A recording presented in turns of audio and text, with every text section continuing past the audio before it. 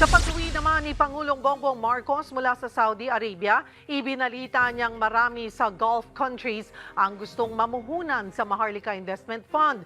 Kasabay niyan, ibinalita ni PBBM na humingi ng paumanhin ang Crown Prince ng Kuwait sa magulo pa ring labor relations sa Pilipinas. Magbabalita si Mon Gualvez. Bagong Pilipinas! Kahit nakabarong hataw kung hataw ang mga Pilipino dito sa Riyadh na dumalo sa pulong kasama si Pangulong Bongbong Marcos. Dito tinapos ng Pangulo ang mabilisan niyang biyahe sa Kingdom of Saudi Arabia. Mula sa halos 1 milyong OFW dito sa Saudi Arabia, nilimitahan lamang muna sa hanggang 1,000 overseas Filipinos ang pinayagang makadalo sa meeting with Filipino community kasama si Pangulong Bongbong Marcos. Karamihan sa kanila pa ang mga nasa professional sector gaya ng mga nurses, engineer at mga accountant. Kahit sinong araw makausap na Pangulo sa 6 na bansang miyembro ng Gulf Cooperation Council, lahat nagagalingan sa mga Pilipino.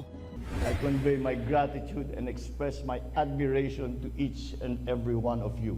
You serve as an inspiration to us all. Kasabay nito, diretsa na ring hiniling ng Pangulo sa mga OFW na bumalik sa Pilipinas. And bring technical expertise back to the Philippines. Your efforts have not gone unnoticed. I look forward to your return. Good news yan para kay Jopet. Yun na po ang pinaka-importante po sa lahat, sir, yung mapupurgot kami, may mga programa siyang ilalatag sa amin at para hindi na po kami mag-stay dito kasi napaka-importante po ang aming kanya-kanya po mga pamilya po. Si Saidi Malik naman na 30 taon na dito sa Saudi, uuwi na lang ng Pilipinas para magretiro. Pero ang kinakaban niya, baka pag-uwi niya ng Pilipinas, mawalan din ng saysayan.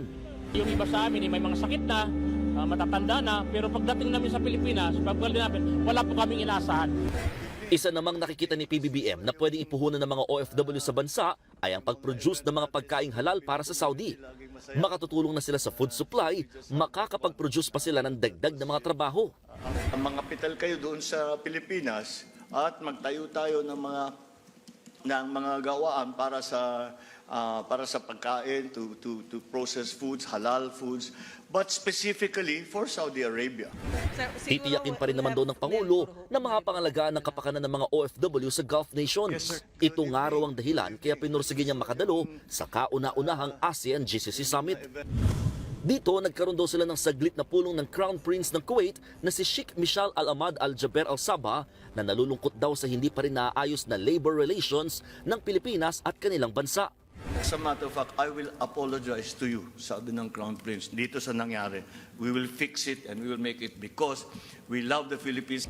Sa ginawa namang plenary session kasabay ng ASEAN Gulf Cooperation Council Summit, naungkat daw uli ang Maharlika Investment Fund. Mas maraming Gulf countries pa raw ang nagpahayag ng interes na mamuhunan sa Maharlika Investment Fund.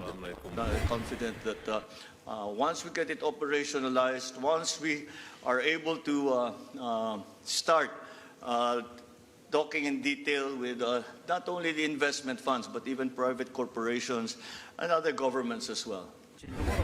At kung dati, puro mga Pilipinong lumuluwas para magtrabaho sa Saudi, tinitignan na rin umano ng kanilang gobyerno na hikayatin ang kanilang mga kababayan na magpunta rin sa Pilipinas. Mismong Minister of Investments pala kasi ng Saudi nakapagtrabaho rin noon sa Pilipinas. He was working with Petron for 1 year. He brought his family there. So napamahal siya sa Pilipinas. And he was very, very helpful and very, very encouraging. Pero hindi pa rin naman daw titigil ang mga oportunidad para sa mga Pilipino sa Saudi. Katunayan, bago ang pagtatapos ng ASEAN-GCC Summit, lumagdaro si PBBM ng Memorandum of Understanding para sa trabaho para sa humigit kumulang 200,000 Pilipino. Kasama raw dyan, mga architect at inhinyero na kailangan daw ngayon para sa infrastructure project sa Saudi. Ako, si Mon Gualvez, para sa 1PH. Sariwang balita ba ang hanap mo? Simple lang. I-click mo na ang subscribe button at ang notification bell para lagi kang updated sa mga balitang dapat mong malaman.